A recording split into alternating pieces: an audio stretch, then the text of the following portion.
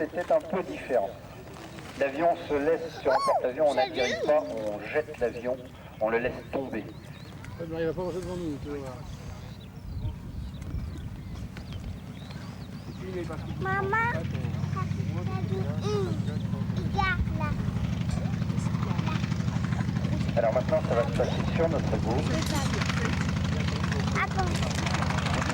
Vous en vouliez, vous allez en avoir. Une sensation de temps.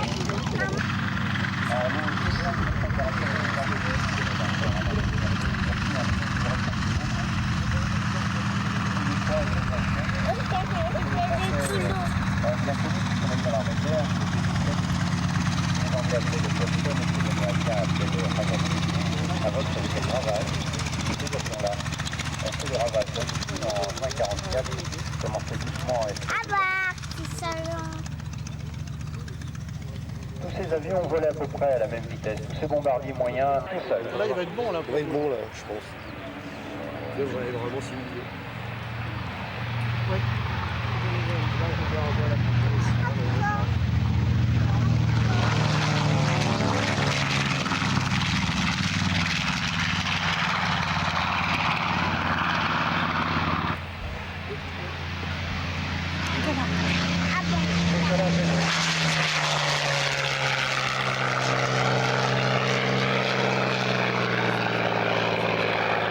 Les couleurs d'un P-38 Lightning, le 6 juin 1944.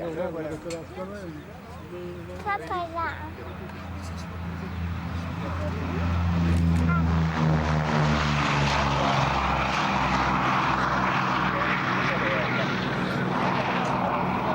Pour le Mustang. Regarde, il a bien le maraudeur.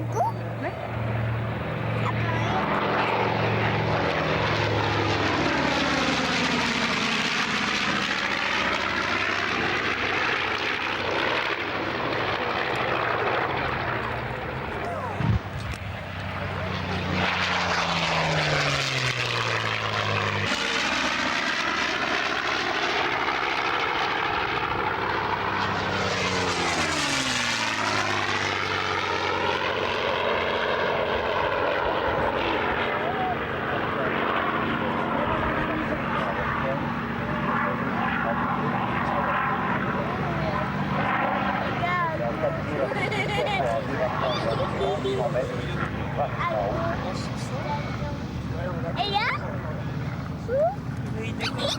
Essayez d'imaginer l'attaque du terrain de Saint-André-de-l'Eure par les Mustangs, parce que ça a dû se produire une paire de fois à mon avis. Ou bien les avions dégradés de 4 mm en prenant la vitesse maximale pour dérouter les servants de la FLAC, parce que la FLAC allemande a toujours été venimeuse jusqu'à la fin de la guerre. On lui doit. Comme dans le livre, Les quoi? le B-25 avait une grande nouveauté à l'époque, quelque chose que certains pilotes n'aimaient pas du tout d'ailleurs. Ils n'aimaient pas du tout parce qu'ils ne savaient pas ce que c'était. Quand on a su ce que c'était, on peut dire que c'était merveilleux. Ils ont essayé d'avoir la roulette du bateau, c'est comme ça que la roulette du bateau, c'est là où il faut voir la tête. J'ai envie de voir la roulette du bateau, je vais voir la tête. Aujourd'hui, tous les avions modernes, c'est la roulette à l'avant. La roulette du B-25, il ne faut pas perdre. Aujourd'hui, la roulette d'avant, ça permet un avion en sol, ça permet de faire aussi comme des 35 km et encore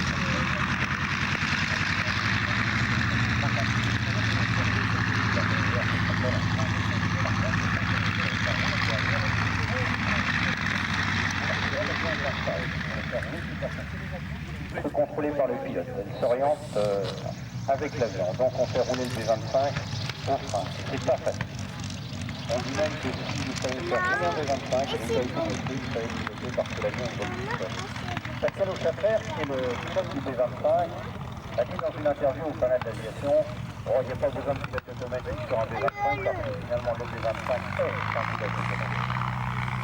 Alors, comment je parle, vous devriez faire ça, vous devriez pilote de ça. Les pilotes de ça, qui sont, on appelle ça un peu sur un combat. Et on observe le pilote et on voit arriver.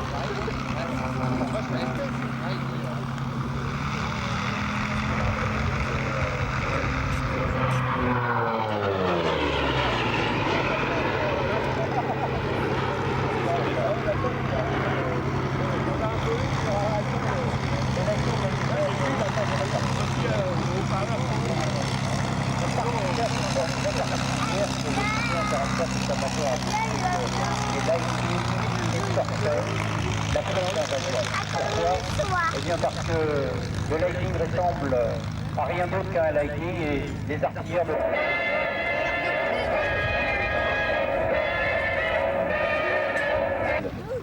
Mais au signal du leader, le bombardement est rarement précis. En fait, les Américains et les Anglais avaient calculé que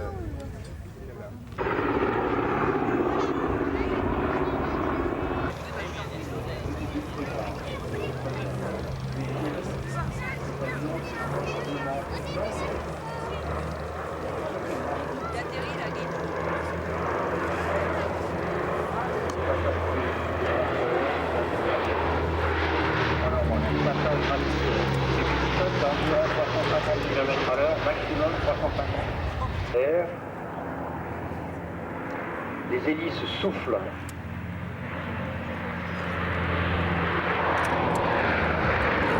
Elles soufflent, dégagent l'air qui donne la fréquence et puis qui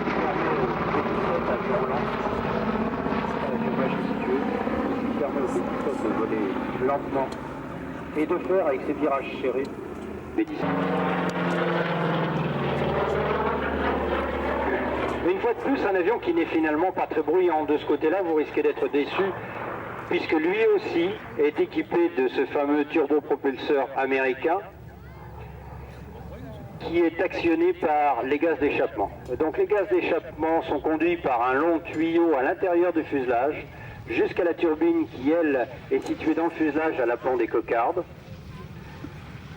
et s'échappe ensuite après avoir perdu la plus grande partie de leur énergie. Alors, ce qui fait du bruit sur un moteur, ce sont les gaz d'échappement. Et plus les gaz d'échappement sont chauds, plus ils sont rapides et plus ils font le bruit.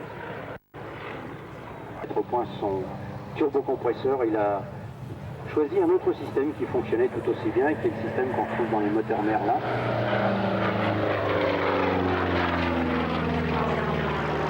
Voilà, superbe tonneau à facettes, c'est une chose qui n'était pas vraiment connue à l'époque des Thunderbolt, il faut quand même le reconnaître. Il est parti là. Voilà, pour terminer les présentations de cet après-midi, demain elles seront beaucoup plus longues et on espère vous retrouver tous demain. Et puis on va la terminer comme on l'a commencé, avec Dominique Rolland à bord du CAP 231EX qui porte les couleurs du Conseil Général de l'Eure. Le CAP 231EX est un avion normand, il n'y en a pas beaucoup. Il n'y a d'ailleurs que les CAP et puis certains jeux d'ailes qui sont des avions normands. C'est fabriqué pas très loin d'ici à Bernay. Et le CAP 231EX est un des avions de voltige les plus performants du monde, ce qui signifie aussi, et tout simplement, que c'est un des avions tout court les plus performants du monde. Et la musique que vous écoutez est la musique que Dominique Rolland a choisie pour évoluer, comme il le fera lors du prochain Trophée Breitling.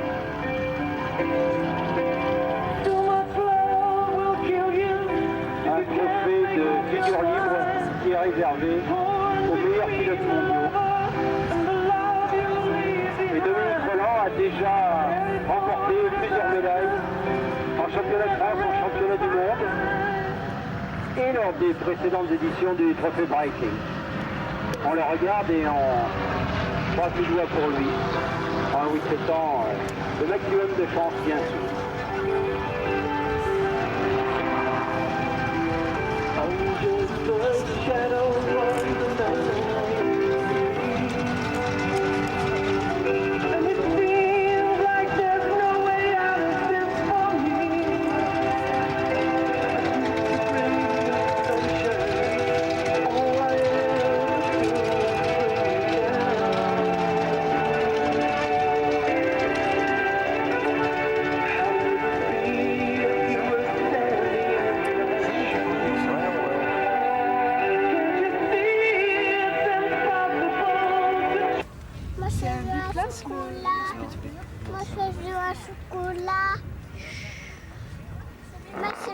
Chocolat, mais...